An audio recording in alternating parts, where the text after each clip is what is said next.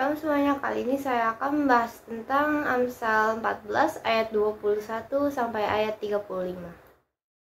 Siapa menghina sesamanya, berbuat dosa.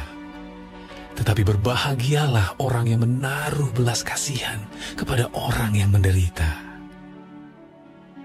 Tidak sesatkah orang yang merencanakan kejahatan, tetapi yang merencanakan hal yang baik, memperoleh kasih dan setia. Dalam tiap jerih payah ada keuntungan, tetapi kata-kata belaka mendatangkan kekurangan saja. Mahkota orang bijak adalah kepintarannya. Tajuk orang bebal adalah kebodohannya.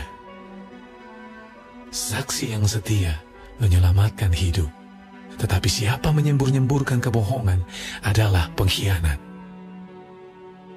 Dalam takut akan Tuhan, ada ketenteraman yang besar, bahkan ada perlindungan bagi anak-anaknya. Takut akan Tuhan adalah sumber kehidupan sehingga orang terhindar dari jerat maut. Dalam besarnya jumlah rakyat terletak kemegahan raja, tetapi tanpa rakyat runtuhlah pemerintah. Orang yang sabar besar pengertiannya, tetapi siapa cepat marah membesarkan kebodohan. Hati yang tenang menyegarkan tubuh, tetapi iri hati membusukkan tulang. Siapa menindas orang yang lemah menghina penciptanya, tetapi siapa menaruh belas kasihan kepada orang miskin memuliakan dia. Orang fasik dirobohkan karena kejahatannya, tetapi orang benar mendapat perlindungan karena ketulusannya. Hikmat tinggal di dalam hati orang yang berpengertian, tetapi tidak dikenal di dalam hati orang bebal. Kebenaran meninggikan derajat bangsa, tetapi dosa adalah noda bangsa. Raja berkenan kepada hamba yang berakal budi, tetapi kemarahannya menimpa orang yang membuat malu.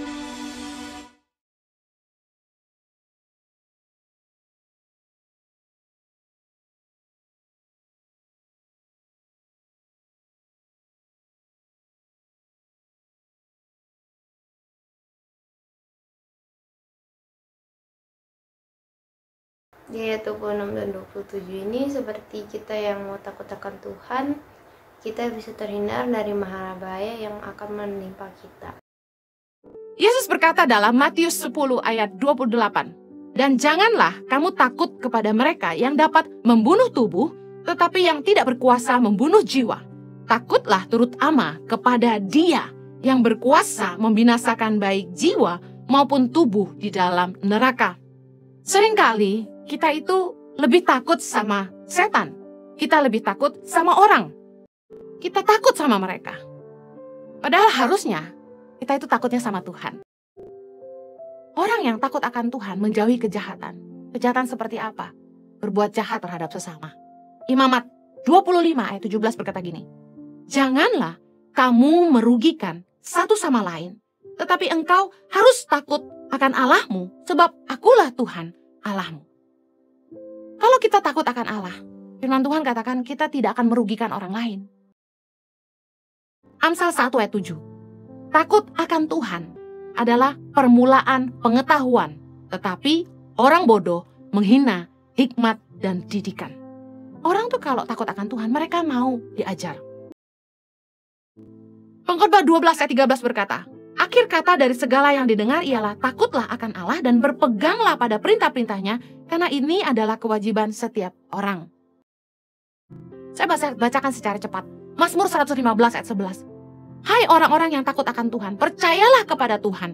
Dialah pertolongan mereka dan perisai mereka." Luar biasa. Tuhan telah mengingat kita. Ia akan memberkati kaum Israel, memberkati kaum Harun, memberkati orang-orang yang takut akan Tuhan, baik yang kecil maupun yang besar. Orang-orang yang takut akan Tuhan akan dilindungi Tuhan, akan ditolong Tuhan. Orang-orang yang takut akan Tuhan akan diberkati Tuhan. Tengah-tengah masa kesesakan. Anda yang membutuhkan pertolongan Tuhan, marilah hiduplah takut akan Tuhan.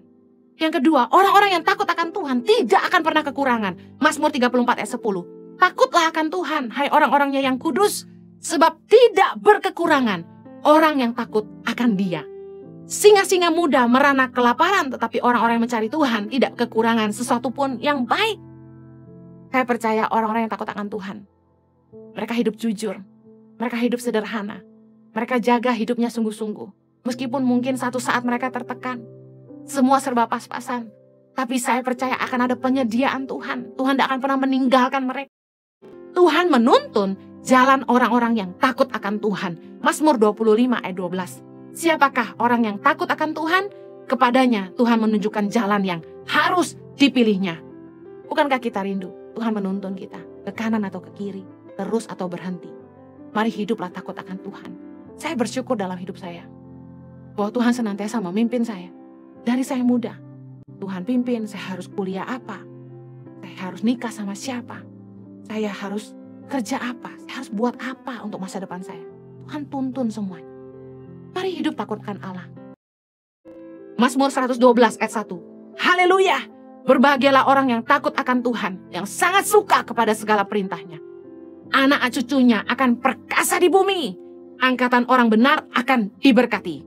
Harta dan kekayaan ada dalam rumahnya. Kebajikannya tetap untuk selamanya. Katakan amin. Saya percaya bahwa orang-orang yang takut akan Tuhan, anak cucunya akan diberkati. Seperti firman Tuhan. Nggak akan meminta-minta. Kita percaya Tuhan akan menyertai kita sampai kepada anak cucu kita. Kalau Anda rindu anak cucumu diberkati, mari hiduplah takut akan Tuhan.